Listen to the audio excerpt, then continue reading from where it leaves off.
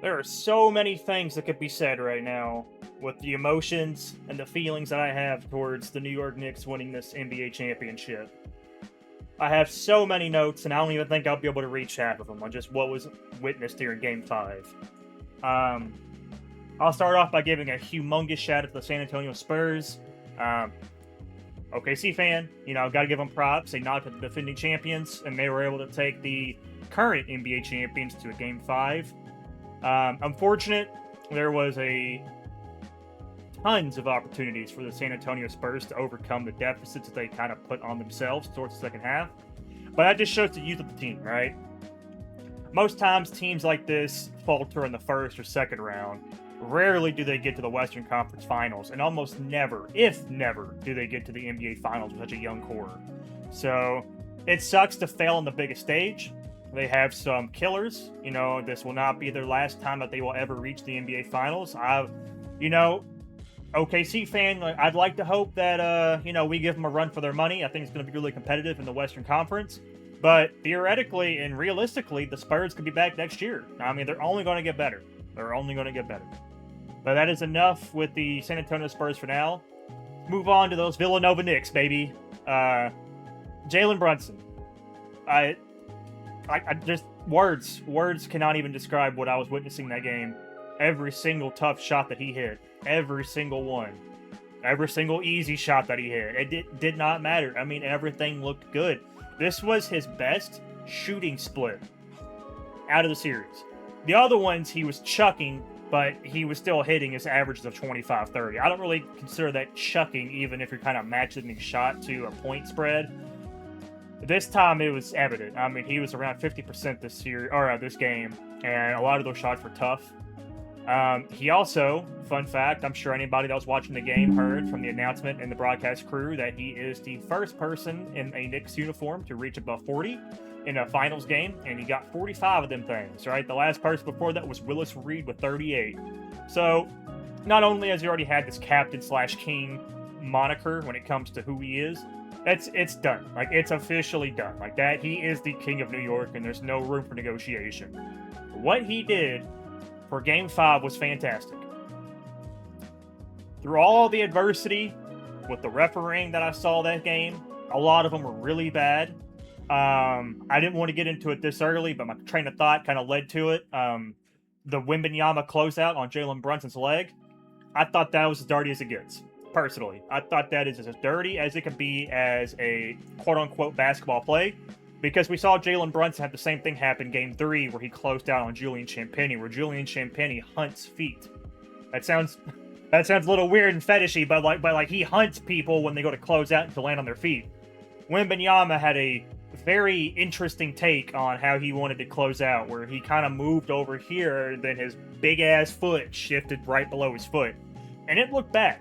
Like, that ankle looked... I mean, I'm surprised he played through it, right? That is resilience. That is all the training and stuff like that to be able to keep your body and muscles limber to help those moments, because that could have been bad, right? They brought up that this is the Zaza Pachulia rule. There's a few reasons why they probably didn't want to call it. They didn't want to give Wembanyama his fourth flagrant. They didn't want the Spurs to have an excuse on they didn't have Wembanyama playing. You still got to call that. I'm sorry. Like, you can get away with some things, which is what the Spurs did get away with a lot. Damn near murder at some times during this game.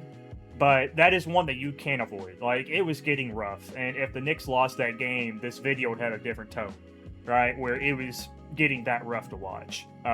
However, Scott the Extender Foster did not prevail this time. The New York Knicks were able to overcome the adversity, as mentioned, to win their first NBA championship since 1973. Josh Hart. Josh Hart is probably one of my favorite players in the league. He's been since the Lakers. He had a different role back then, but everywhere he's went with when he went with the AD trade, going to the Pelicans and then going to, I'm pretty sure, the Blazers, and then he went to New York. I may be missing a team, but I know that he was on the Blazers, I'm pretty sure. And to see his evolution, and a guy that's not the greatest three-point shooter hit some really clutch shots. it would have made my heart melt if he would have hit that 3 in the wing to not seal the game, but to put him up by 5 with like 40 seconds left. That would have been a dagger in my eyes. Didn't happen, but he did get fouled. He did hit some free throws. Or a free throw. Speaking of free throws, there was some horrendous free throw shooting down the stretch.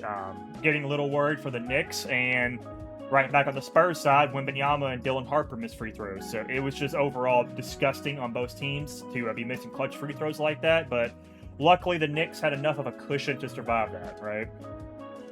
OG Anunoby he didn't have the stereotypical game that he's had all season or all series, but it's still OG Anunoby. He played his ass off on defense and he hit some timely buckets. I feel like all the OG glaze that I have is for Game 4, so like I'm out of it. But one thing I will say for OG is, as a guy that was able to be on a championship roster in 2019 and for the Toronto Raptors, and to not get a single bit of playing time due to appendicitis, to be able to actually put your foot down and be like, hey, I got a ring and I did my part. And he didn't just do his part, he was damn near a Bill Russell Finals MVP candidate.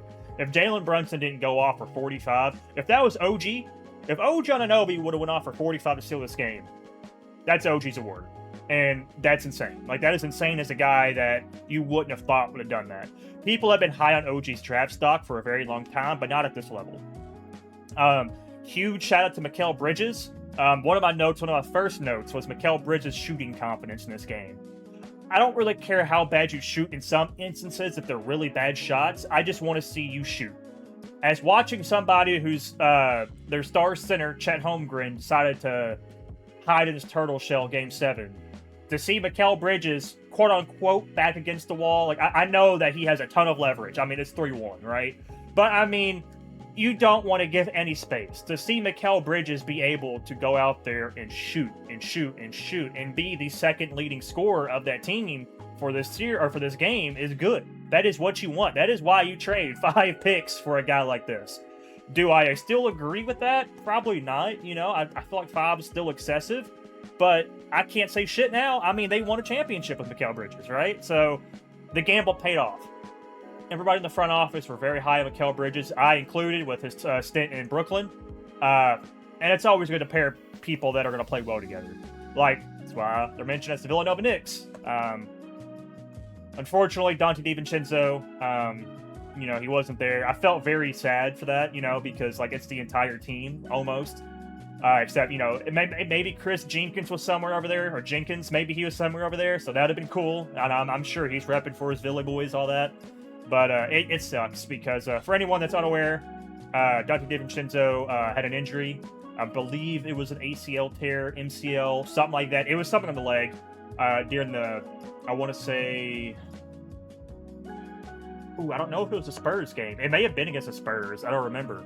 But he was having a really good series, and he was shooting really well, so it's very unfortunate. But I believe he got a ring in 2022. I'll have to fact check that, but if that's the case, that means everybody in the Villanova team has a ring. Speaking of college, my favorite college, it's where I'm from, University of Kentucky. Big man Karl Anthony Towns got his first ring.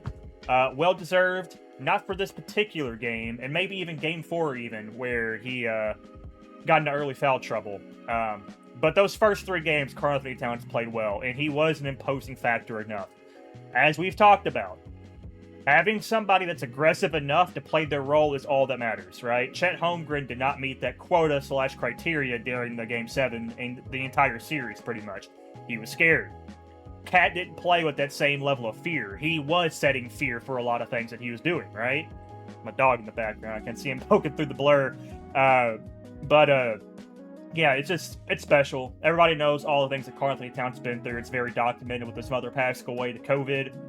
And then, the infamous Jimmy Butler third string story in the Timberwolves. He's been through a lot, right? And to see someone overcome a lot of obstacles in his life, where he's had a plethora of other, like, online instigators have said a lot of things about his sexuality and the way that he reacts. He's muted all that stuff out, right? To be able to stand on top of a podium and lift the Larry O'Brien trophy is everything, especially as a Kentucky fan. Like, I love seeing that for him. unfortunately, we're going to have to address the quote-unquote elephant in the room, or if we want to change animals, the fox in the room. De'Aaron Fox played a horrendous game and a horrendous series, which really does suck because that man has $229 million guaranteed on this contract. To trade for a player like De'Aaron Fox, who was their missing piece, I will argue with anybody, De'Aaron Fox was the missing piece.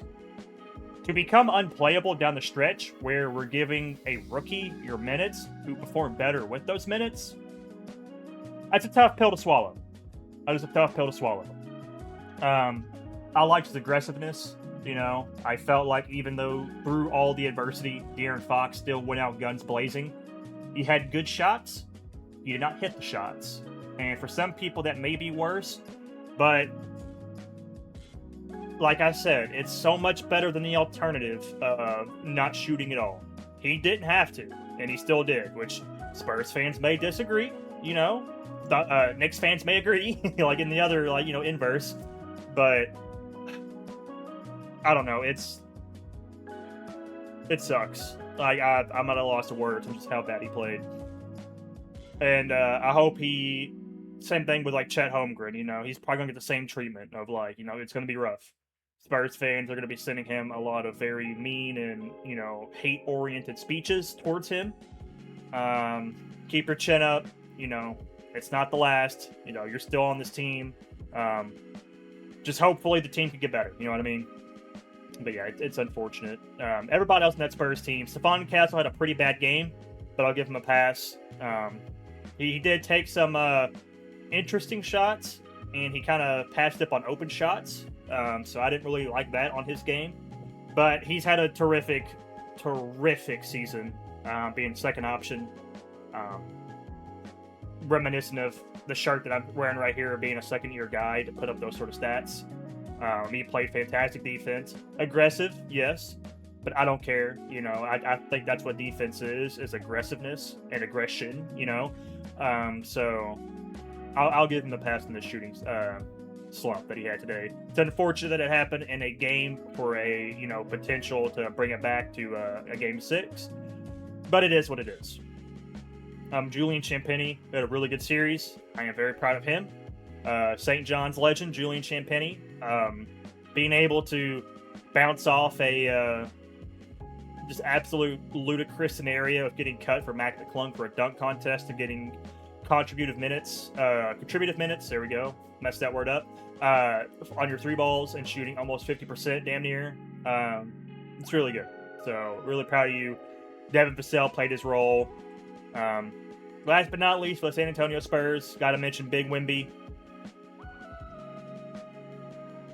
I have a interesting viewpoint on Wemby after the series, where he is the golden boy, for sure. It does not discredit his ability on how well he plays. He is a fantastic player. He is going to be a unanimous Defensive Player of the Year for years to come if he keeps up his output on what he does. The offense was not offensing, we'll put it that way. And that's definitely a discredit to the coaching staff.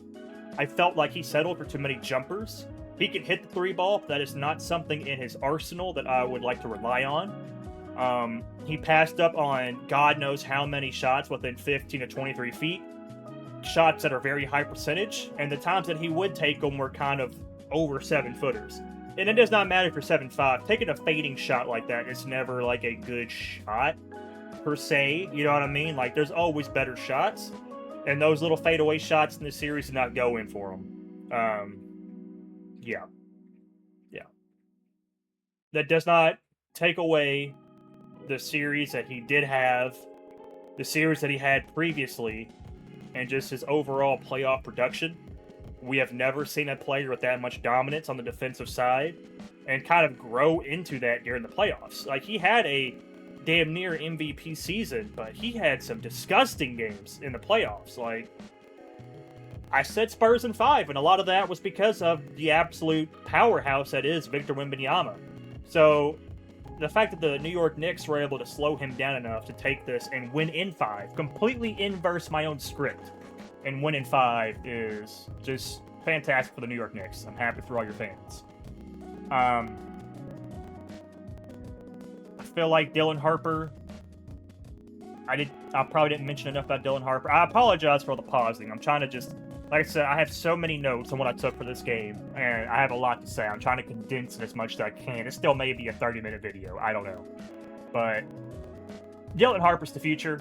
I will be making a video on Dylan Harper, on just how good of a rookie that he is. I'm sure there's already been videos out. I'll do my own take on it. He's the truth. You know, Ron Harper, you know, whatever he did growing up with, or, you know, raising his son. I know he has sons, but specifically Dylan Harper, I've never seen a rookie that composed. The shots that he took, the timeliness of his shots that he took, every time the Knicks were on a run, Dylan Harper would check in, or he'd already be on the court, usually check in, because his minutes were very bad. The way that they stretched his minutes down the stretch were really bad. But he'd come and get an instant bucket. Instant bucket. I literally have a note right here. Dylan Harper, instant offense. And if it's the play that you guys are thinking of, it is the one where he checks in and immediately gets a layup on a fast break. Well, fast break for him. He just ran by people because he's 20 years old. So, yeah. It sucks. I am very happy as Oklahoma City Thunder fan that I get to see another team win, because in my personal opinion, this is a shoulda, woulda, coulda. I felt like the Thunder would have matched up well against the Knicks, and the Thunder probably would have taken the Knicks down. I believe the Knicks are 1-11 when it comes to the Thunder in the last 12 games they played. Does that translate to what it would have happened in the playoffs? Absolutely not. The Thunder could have been dissected in 5 as well. You know, we have no idea. At the end of the day, the Spurs beat us. I'm not trying to be bitter, but not having that, like, sort of, like, gloom factor where, like, my team is now gone, I get to cheer for another team and be like, okay, who do I want to see get rings? And to see Jalen Brunson and his whole entire staff and players just get rings is fantastic. Shout out Dylan Jones. That's like Kentucky. All my Oklahoma City Thunder boys, shout out Dylan Jones. You know, he is a back-to-back NBA champion. So good for him. I'm pretty sure he's able to get on a 2-way contract. So big shout out to Dylan Jones. And yeah, that's probably all that I'll speak on when it comes to this. Like, I don't have. If you want to watch like a raw motion video, I would highly recommend. I'm assuming you guys would know who Pierre is at this point. If anybody watches Through the Wire, or well, that's not their name anymore. It's Numbers on the Board. There we go. Numbers on the Board with Kenny Beecham and their whole podcasting crew. I bet Pierre is ecstatic. If you want to see an actual good reaction, if you're not aware who he is, check out Pee Wee the Plug. Because I will be watching his video right after this, because I'm assuming it's already up. Mine's kind of late. But just fantastic. Just absolutely fantastic. Really good season of basketball. This is one of the best finals I've ever watched in my life. And I'm ready for the next season. Other than that, yeah. I don't have much to say. I'm trying to end it off, but I don't have much to say, so I'll probably just end it. You'll have a good